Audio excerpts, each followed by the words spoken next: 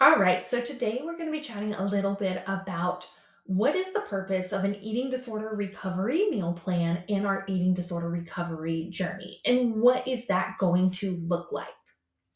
So, the eating disorder recovery meal plan is critical in our initial steps of our eating disorder recovery journey.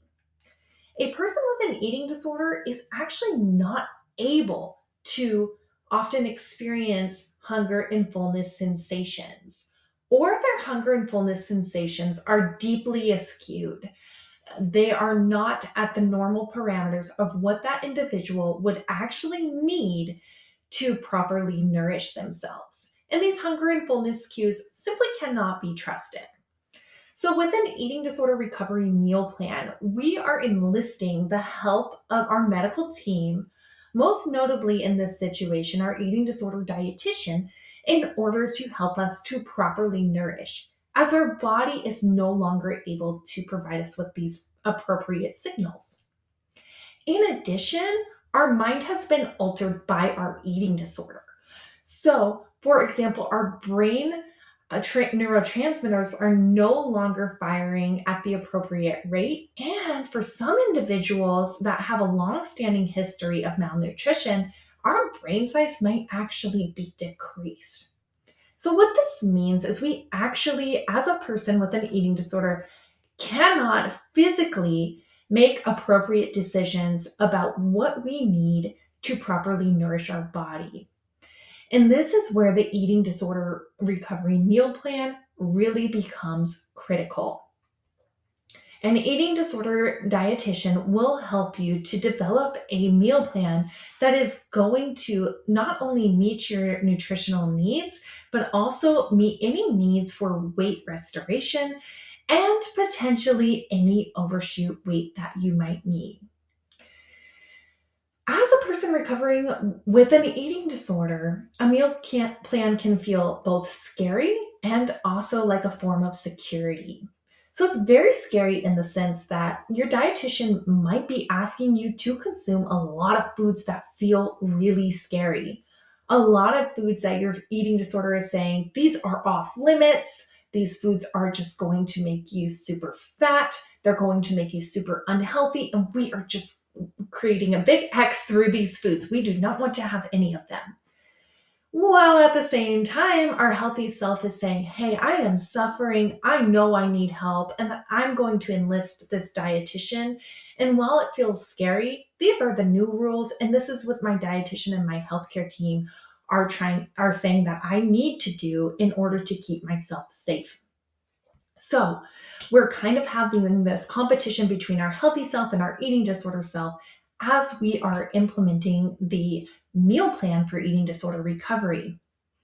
However, the eating disorder meal plan often gives our eating disorder a little bit of permission to actually embark on that meal plan and help us to safely nourish our body.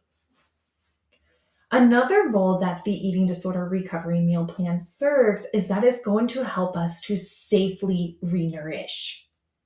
An eating disorder dietitian will be able to give you a meal plan, which it will typically be exchange based as to not trigger the eating disorder that will meet the nutrition threshold needed to help you to weight restore. However, it will also be implemented typically in steps. So that way, when we first initiate this meal plan, we reduce our risk of creating harm in refeeding. So, as we refeed, if we do so inappropriately, this can be incredibly dangerous. So, for example, if we add too much nutrition at once, we can experience something called the refeeding syndrome. And actually, this can be deadly. So, with the help of our nutrition team and our healthcare team, we are going to be able to properly implement nutrition in a way that also keeps us safe. Our medical team may also implement nutrition with conjunction with other healthcare parameters.